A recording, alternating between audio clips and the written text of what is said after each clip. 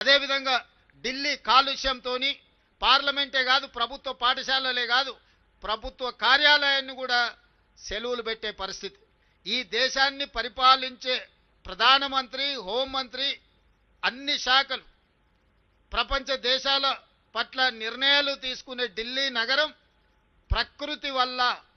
ప్రకృతిని మనం కాపాడకపోవడం వల్ల, కాలుష్యాన్ని నియంత్రించకపోవడం వల్ల పార్లమెంటు నుంచి పాఠశాలల వరకు సెలవులు ప్రకటించుకునే పరిస్థితి వచ్చిందంటే ఇది ప్రకృతి తప్పిదం కాదు, మానవ తప్పిదం.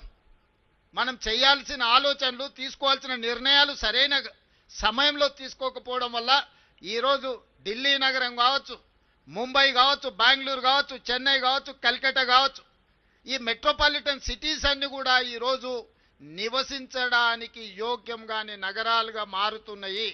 ఇది మన కళ్ళ ముందు కట్టినట్టుగా మన కళ్ళ ముందే కనిపిస్తుంది.